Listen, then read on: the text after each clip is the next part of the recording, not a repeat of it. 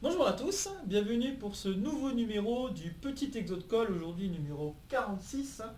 Et pour fêter les 2 ans de la première vidéo d'Exo de Colle, donc le Exo de Colle numéro 1 est sorti le 6 février 2021 et nous sommes aujourd'hui le 8 février 2023. Donc voilà, en effet nos 2 ans, ça y est, c'est quand même quelque chose d'assez énorme. J'aurais pas forcément cru au tout début pouvoir faire déjà 2 ans sur ce concept. C'est quand même quelque chose que je trouve super génial et j'espère que ça va durer encore un temps puisque on n'a pas encore atteint notre objectif qui, pour ceux qui suivent, est de faire 300 exos de colle, au moins 300 exos de colle. Donc on en a encore du pain sur la planche. Et donc pour fêter ces 2 ans, alors en dehors du pêle-mêle bien sûr, puisque le pêle-mêle sera prévu pour la semaine prochaine, je vous propose un petit exercice assez particulier et j'espère que vous allez l'apprécier autant que moi. Donc l'exercice s'énonce ainsi, on demande est-ce qu'il existerait une suite à 1 jusqu'à an carré de réels telle que n'importe quelle matrice formée par ces réels est inversible. C'est quand même assez particulier comme énoncé quand on y réfléchit, de se dire ok, je vais prendre une suite d'entrées, voilà, disons ça par exemple, je vais A, B, C, D. Et puis à partir de cette suite d'entrées, je me pose la question, est-ce que n'importe quelle matrice 2 fois 2 que je pourrais former à partir de ces 4 entrées serait inversible? Et je me pose la question, est-ce qu'il existe, si j'ai pas fait le bon choix, est-ce qu'il existe une telle suite d'entrées qui fonctionne? Donc si j'ai pas choisi la bonne suite, disons par exemple j'aurais mis que des 1 partout, ça c'est une suite qui ne marche pas, eh bien on pourrait se poser la question, oui mais peut-être il y en a une autre qui marche. Alors si on se penche un tout petit peu sur la question, là comme ça, juste pour comprendre un peu l'énoncé, on peut se rendre compte que par exemple là pour des matrices 2 fois 2, on peut trouver la suite 1, 1, 1, 2. Par exemple. Okay, donc là, peu importe comment vous allez placer les matrices, enfin la matrice, vous allez toujours vous retrouver avec quelque chose. Donc les différentes matrices qu'on peut avoir avec ces entrées sont les suivantes. Vous pouvez les énumérer ici. Donc vous avez celle-ci, celle-ci. En fait, il s'agit juste de savoir où est-ce qu'on place le 2. Celle-ci, et puis celle-ci. D'accord? Et puis si vous calculez le déterminant, dans chacun des cas, ça va être soit 1, soit moins 1. Et donc chacun des déterminants est non nul, donc ça veut dire que chacune de ces 4 matrices est inversible. D'accord? Donc voilà un petit exemple, juste là comme ça pour se chauffer. On voit que ça a l'air de fonctionner. Et on se pose la question, est-ce que ça existerait en règle générale? Donc là on a fait des matrices de 2, d'accord? On pourrait se poser la question, est-ce qu'en matrice 3-3 ça existe? Est-ce qu'en matrice 4-4 ça existe? Est-ce qu'en matrice N-N ça existe? Voilà là donc la question que je vous pose pour ce petit exo de colle. Et donc pour essayer par vous-même, voir comment on peut prouver ce genre de résultat, je vous invite comme d'habitude, vous connaissez la chanson maintenant, je vous invite à essayer par vous-même et faire une petite pause sur la vidéo, vous frotter à la difficulté de cet exercice avant que je ne dise quoi que ce soit concernant une résolution. On est parti? On est parti. Alors juste pour l'anecdote, je préférais la donner après la pause. Juste pour l'anecdote, cet exercice est un exercice qui a été posé en oral d'XENS. Alors je ne sais plus de quelle année, parce que ça fait un petit moment que j'avais chopé cet exercice-là. Et je suis retombé sur cet exercice-là et j'avoue avoir eu quelques difficultés à trouver une résolution. Mais il y a donc très peu de temps, donc cet exercice, j'avais l'intention de le proposer en fait la semaine dernière. Mais malheureusement, j'avais pas trouvé de résolution en tout cas pour le jour du moment, enfin le jour de l'enregistrement, c'est ça que je veux dire. J'avais pas trouvé de résolution jusqu'à ce moment-là. Et puis j'ai trouvé une résolution ce week-end, et une résolution très jolie. Et je voulais vous la partager parce que je me suis rendu compte en vous proposant en faisant cette résolution que c'était vraiment un exercice qu'il fallait que je vous propose. Donc déjà de base, l'exercice était assez intriguant et je voulais vraiment le proposer. Et après, avec la résolution que j'ai pu retrouver, donc j'ai pas cherché sur internet là parce que j'ai pas réussi, j'ai pas eu la chance de trouver une correction sur internet. Là, j'ai vraiment fait les choses à la main. Je dis pas que les autres exercices je les fais pas à la main, c'est faux, c'est complètement faux parce qu'il faut que je les prépare, etc. C'est pas, mais c'est des exercices parfois où on peut trouver une correction sans trop se fouler. pour s'assurer qu'on ne fait pas de bêtises. Bah là, pour le coup, par exemple, cet exercice-là, j'ai pas réussi en tout cas à trouver une correction. Peut-être que vous en trouverez une si vous essayez par vous-même, mais j'ai pas réussi à trouver une correction, donc il a fallu vraiment que je fasse les choses par moi-même, et j'ai réussi à trouver une résolution, donc maintenant je vais vous la partager. Et en fait, le gros piège de cet exercice, c'est de croire qu'on peut trouver une suite, juste comme ça, en essayant, en tâtonnant. C'est ça le gros piège de cet exercice. Car là, comme vous l'avez vu tout à l'heure, je vous ai fait un exemple qui n'était pas très difficile finalement, un exemple d'une matrice de 2, et c'était pas très difficile de trouver ces entrées-là. Mais dès qu'on commence à vouloir travailler avec des matrices de plus en plus grandes, et essayer de trouver une suite qui marcherait sans trop de difficultés, comme des suites liées à Vandermonde, ou des suites un peu comme là, 1, 2, 3 peut-être, si on les choisit bien, eh bien on tombe vite dans le piège de se dire ah bah je suis sûr que je peux faire quand même comme ça, c'est pas possible, une matrice de 2, j'ai réussi à trouver un exemple, et puis ça a l'air de fonctionner. Eh bien non, c'est pas si facile que ça. C'est pas si facile que ça de trouver des exemples, matrice 3, 3, etc. Un pattern en tout cas, un pattern de suite qui pourrait fonctionner. C'est pas si simple. Et c'est donc là le piège de cet exercice. Et en fait, il faut réfléchir complètement autrement. Vraiment complètement autrement. Et ce que je vais faire, c'est que je vais réfléchir de manière topologique. Ce qui paraît un peu dingue, mais c'est ce que je vais faire. En fait, qu'est-ce que je demande ici? Qu'est-ce que je demande? Ce que je demande, c'est que je voudrais trouver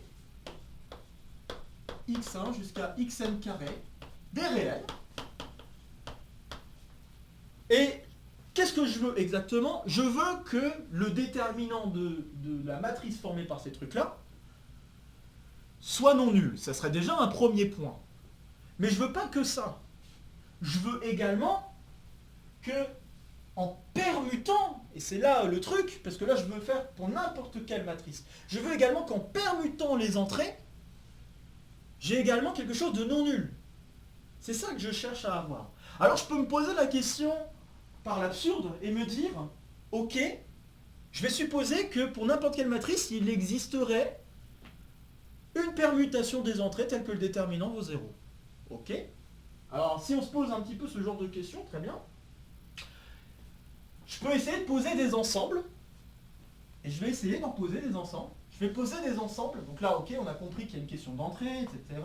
On peut réfléchir par l'absurde, ok, ça a l'air de ne pas être une mauvaise idée. Alors faisons ça. Je vais poser un fermé. Ça ne sera pas difficile de vérifier que c'est un fermé, étant donné l'égalité que je vais écrire, mais je vais l'écrire dépendant d'un sigma qui serait une permutation dans Sn. Donc je peux commencer le raisonnement en disant soit sigma dans Sn, ok, et puis je vais définir le fermé f sigma comme étant l'ensemble des n carrés uplés de réels, tel que, eh bien je veux que, alors, il faut trouver une notation à ça, hein. C'est pas pareil, c'est pas si facile à voir quel type de notation on pourrait écrire. Alors on pourrait donner une action des permutations sur l'ensemble de Rn carré. Pourquoi pas? Alors c'est vrai que c'est pas une permutation de n, c'est une permutation de n carré. Petite subtilité, il faudra faire un peu attention. Donc on peut poser une action de sigma sur ces uplés, et on pourrait poser la chose suivante. Donc une action, ou si vous préférez une fonction, donc une action ou une fonction qui juste ici permute les éléments de nos entrées, enfin les éléments qui sont dans le uplé en suivant sigma. Donc autrement dit, j'envoie le uplé x sigma de 1 jusqu'à x sigma de n carré. Donc voilà, je définis ça pour tout sigma dans Sn carré et pour tout x1 jusqu'à xn carré dans R n carré. Ok. Et puis bon, pour également définir une autre notation qui va m'être utile, je vais définir des déterminants de x1 xn carré comme étant le déterminant de la matrice suivante, x1, x2, xn carré, pas xn carré, xn, pardon, xn plus 1 jusqu'à x2n, et ainsi de suite jusqu'à x, alors il faut que je fasse n carré moins n moins 1 si je fais pas de bêtises. n carré moins n-1 jusqu'à x n carré. Voilà, donc je vais définir l'application déterminant en l'écrivant plutôt sous la forme d'un uplet que sous la forme d'une matrice. D'accord, pourquoi pas. Et j'ai cette action. Et avec ces deux écritures, je peux définir donc le fermé comme étant l'ensemble des n carré uplet tel que le déterminant de l'action de sigma sur x1, xn carré égale 0. Donc c'est pas très difficile de vérifier que c'est un fermé, hein, ça doit vérifier une égalité, donc, et le déterminant est une fonction continue parce qu'elle est, elle est déjà linéaire, multilinéaire par rapport aux colonnes, etc. etc. Donc il n'y a pas, enfin, il y a une question de multilinéarité, mais après en tant que tel par rapport aux entrées, c'est pas tout à fait ça, mais en tout cas ça va donner une équation polynomiale. Hein. Cette écriture-là donne une équation polynomiale en les xi, une équation polynomiale qui doit être respectée par les entrées là-bas. Donc c'est pas très difficile de s'assurer que c'est un fermé. Ok. Maintenant que j'ai posé les notations, je vais me permettre de les effacer juste pour éviter de trop surcharger le tableau. Ok. Alors comme j'ai dit, je veux travailler de manière topologique. Hein. Donc topologie, je veux utiliser la topologie usuelle, hein, donc celle qui est donnée par la norme, disons la norme euclidienne que l'on pose en général sur ces entrées-là, donc sur Rn carré. Ok, j'ai ça. Alors maintenant que j'ai ça, ben, j'affirme que je peux montrer que F sigma, c'est un fermé, ça c'est pas dur, d'intérieur vide.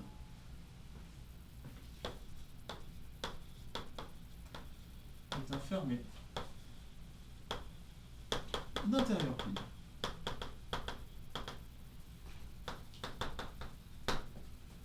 Alors le fait que ce soit un fermé, comme je l'ai dit, c'est très facile, hein, c'est juste que vous avez une équation polynomiale en les xi qui doit être satisfaite, et donc bon, bah, si vous prenez une suite d'éléments qui sont dans F sigma et qui tendent vers un certain élément, eh bien il est assez clair par, donc là l'action de sigma ne change pas, hein, sigma c'est toujours la même action, donc finalement vous permutez les entrées, et puis après, bah, vous faites une suite d'éléments qui tendent vers... Et comme le déterminant est une fonction continue, il n'y a aucun problème. La limite, ça va bien donner 0. Ok. Donc c'est pas difficile de s'assurer que c'est un fermé. Par contre, la chose un petit peu surprenante, c'est que c'est d'intérieur vide. Et pourquoi c'est d'intérieur vide? Eh bien parce que je sais que GLN de R, c'est dense dans Mn de R. Ça, c'est joli quand même, parce que là, on est en train d'appliquer un résultat classique de prépa là-dessus. Donc, on sait que GLN de R est dense dans Mn de R. Et comment ça se traduit ce truc-là? Bah, ça se traduit de la manière suivante. Il existe une suite Y1N jusqu'à... Ouais, c'est peut-être pas N, je vais mettre K. Donc Y1K jusqu'à YN carré K. Il existe une suite de réels, n carré, très bien, tel que, d'une part, le déterminant, tel que je l'ai posé, est non nul, et tel que, bah, si je choisis un x, donc j'aurais dû commencer ma phrase par ça, j'aurais dû commencer par dire pour tout x1 jusqu'à xn carré, dans Rn carré, il existe un truc comme ça, tel que le déterminant n'est jamais nul entre ces yk. Alors c'est une suite, donc indexée par k. Donc tel que ceci, et en plus de ça, la limite, quand k tend vers plus infini du uplet y1k jusqu'à yn carré k, eh bien c'est exactement x1, xn carré. Et le fait de dire ça, hein, donc là je viens de traduire ce que ça veut dire la densité dans le cadre actuel. Dire ça, alors det, oui c'est vrai que je peux mettre juste en plus sigma, hein, c'est pas gênant du tout, quitte à utiliser sigma moins 1 sur y1, y1k, ynk, enfin bref, on peut modifier un peu les choses, mais en tout cas, on peut s'assurer qu'on peut construire une suite, hein, à cause de la densité, on peut construire une suite d'éléments qui vont tendre vers l'élément que l'on considère. D'accord? Et puis bah, maintenant qu'on a ça, Oh, je suis peut-être pas obligé de prendre sigma, je suis juste en train de me demander si j'ai besoin de prendre... Oui, j'ai besoin de prendre sigma appliqué à ça, je pense que ça j'ai besoin. C'est pas un problème. Ok, et ben, le fait d'avoir ce résultat-là me dit que ça peut pas être un fermé d'intérieur non vide. Donc, qu'est-ce que ça veut dire fermé d'intérieur vide? Ça veut dire que si je prends comment dire, je pourrais jamais avoir, pour n'importe quel élément dans l'ensemble, je pourrais jamais avoir une boule telle que tous les éléments de la boule est dans le fermé. Tout simplement à cause de ça. Donc, si on suppose qu'il n'est pas d'intérieur vide, hein, donc si F sigma n'est pas d'intérieur vide,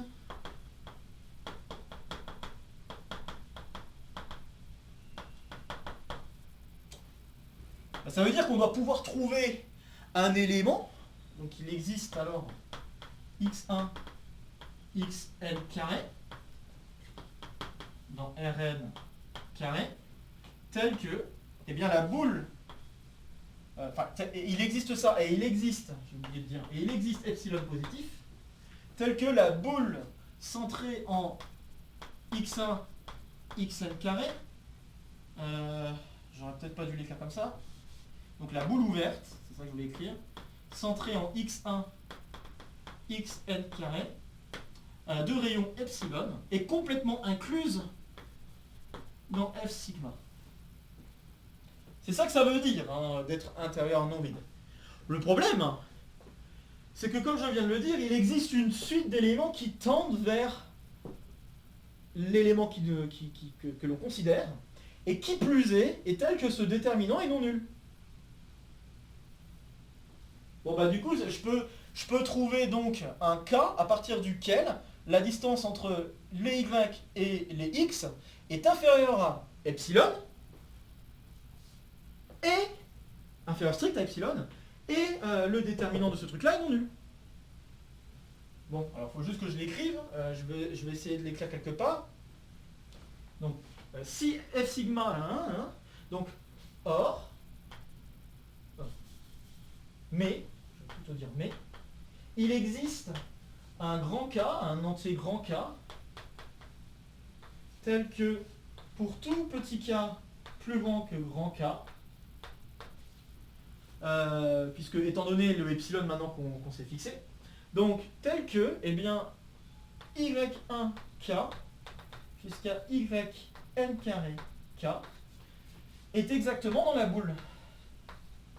Donc centré, donc boule ouverte, centrée encore en x1, xn carré et de rayon epsilon. Donc ça vient du fait que cette suite-là tend vers les x1, xn carré. Donc le fait de savoir ça, ça veut dire que je peux trouver pour n'importe quel epsilon, je peux trouver un entier, tel que pour tout entier plus grand que cet entier fixé, la suite que j'obtiens en extrayant juste les éléments qui apparaissent plus grands, les éléments de la suite dont l'indice est plus grand que le grand K que j'aurais fixé, eh bien ils sont dans la boule ouverte.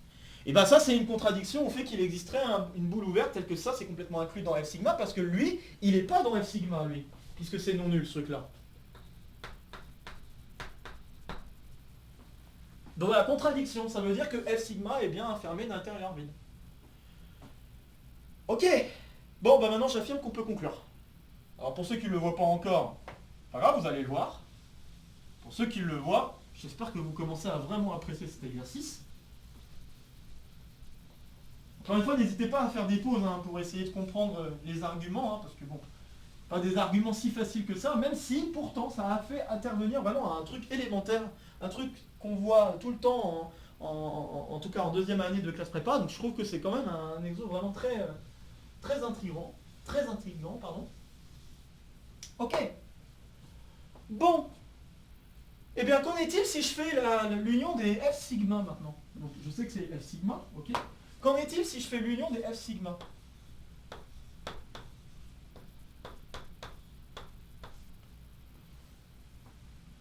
L'union des F sigma, c'est quoi? C'est en fait dire que je prends tous les uplets tels qu'il y en a au moins un, tel qu'il y a au moins... donc je prends tous les uplets tels qu'il y a au moins une permutation dans lequel le uplet intervient, dans lequel le uplet est. Ok. Donc ça, c'est exactement le contraire de ça. Parce que là, le contraire de ça, donc là, ça veut dire que si je prends une suite là-dedans, il y a forcément au moins une permutation, une façon de ranger les entrées, telle que, telle que en fait, la matrice ne sera pas inversible. Voilà, c'est ça. Telle que la matrice ne sera pas inversible. Ok. Ça, c'est d'intérieur vide. Donc, éteint fermé, parce que c'est une union finie. Éteint fermé. D'intérieur vide. Car une union d'ensemble d'intérieur vide donne un ensemble d'intérieur vide.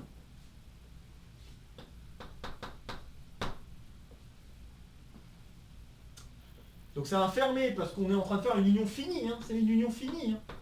Il y a n carré factoriel, hein, c'est n carré factoriel, hein, un truc un peu horrible, mais ça reste un nombre fini. Donc c'est une union finie de fermé d'intérieur vide, donc c'est un fermé d'intérieur vide. Alors si je suppose qu'il n'en existe pas des suites comme ça, donc si, maintenant je vais pouvoir vraiment faire à l'absurde et conclure, donc s'il n'existe pas de telle suite,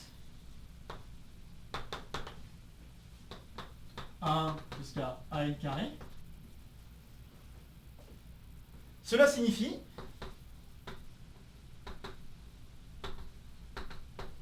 que eh bien, l'union, c'est tout le monde. C'est ça que ça signifie, dire qu'il n'existe pas de uplet comme ça, tel que n'importe quelle matrice est inversible à partir de ses entrées, ça veut dire qu'il existe au moins une permutation pour laquelle le déterminant est nul. Problème, c'est que lui, on a dit que c'était certes un fermé, mais c'est surtout un truc d'intérieur vide, alors que lui, c'est pas un truc d'intérieur vide.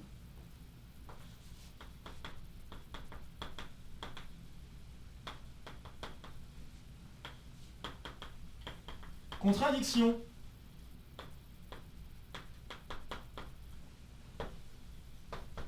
C'est pas joli ça? Dites-moi dans les yeux.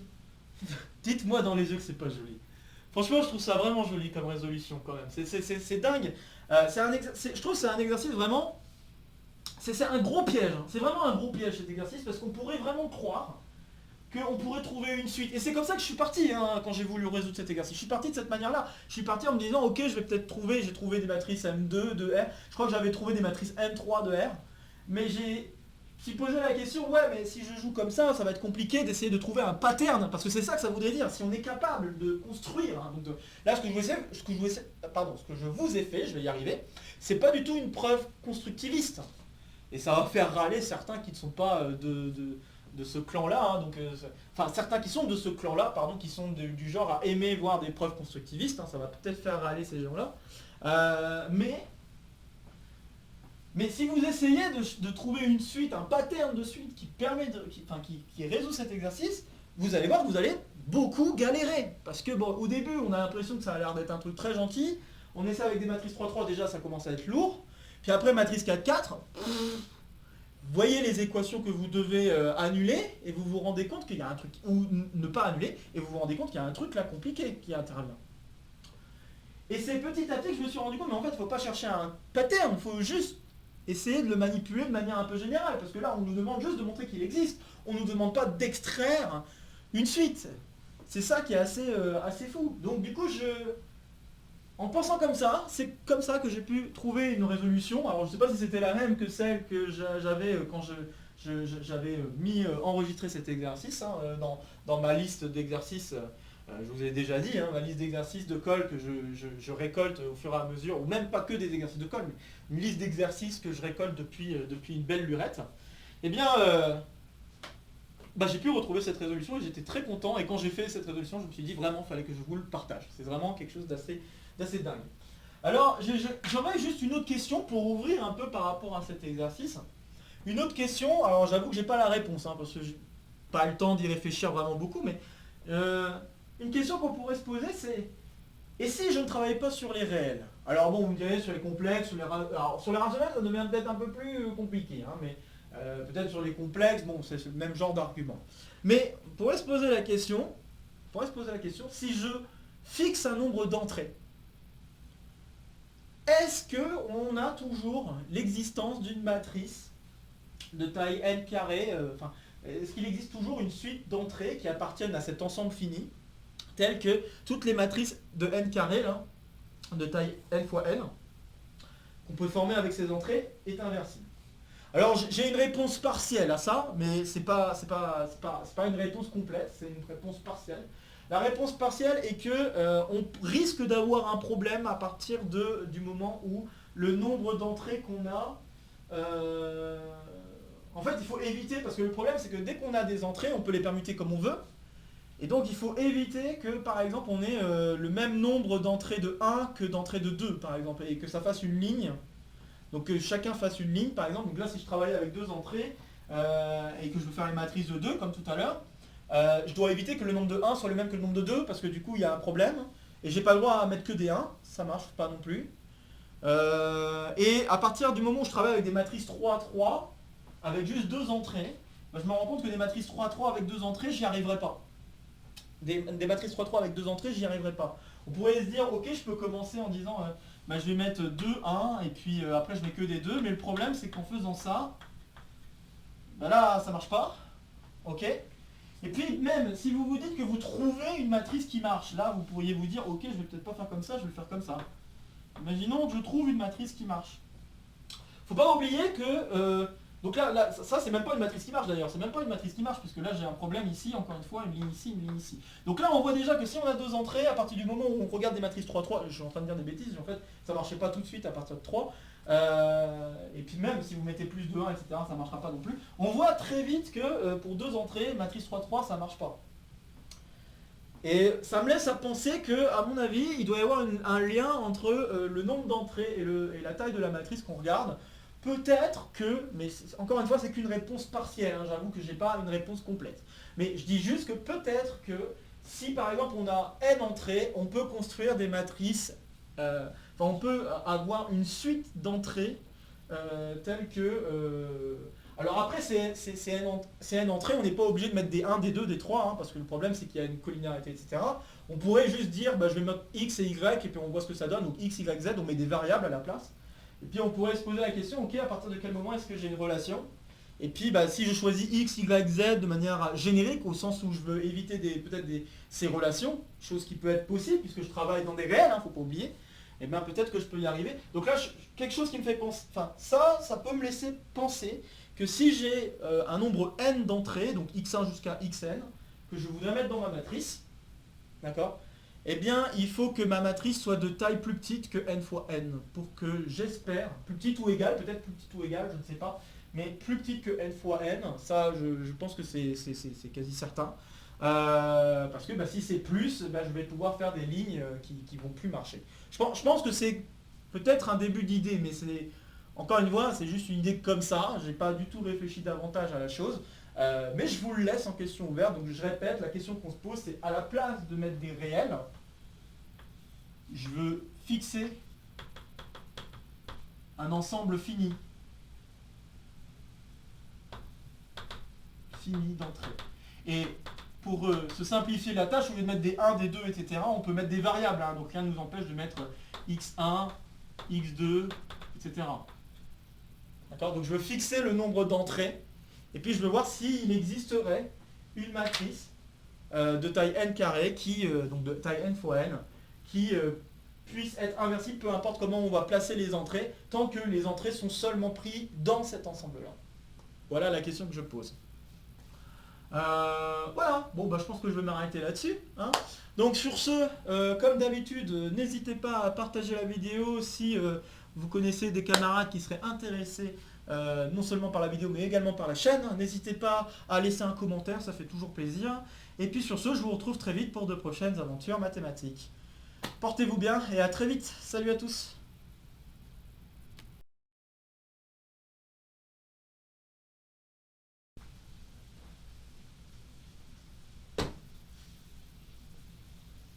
Ah bah vous êtes encore là, vous. Bon, alors, ouais, petite annonce hein, en passant, tiens. Première vidéo de la vie mathématique qui sortira ce jeudi. Peut-être vers 17h, on va dire ça. Allez, disons 17h. Et On va vraiment sortir du cadre habituel de là, me voir devant un tableau, etc. J'espère que ça va vous plaire. Donc on va dire que ce sera un épisode pilote, parce que bon, j'avoue que je sais pas du tout quoi vraiment en penser. Je trouve qu'elle est pas mal, mais bon, faudrait voir avec vous qu'est-ce que vous en pensez. Puis si ça vous plaît, si le format vous plaît, on continuera. Voilà, aussi simple que ça. Bon, cette fois-ci, allez-vous-en, hein, c'est bon, j'en ai dit assez hein, pour aujourd'hui. Allez, c'est bon, on a terminé. Quoi, vous voulez encore un exo là?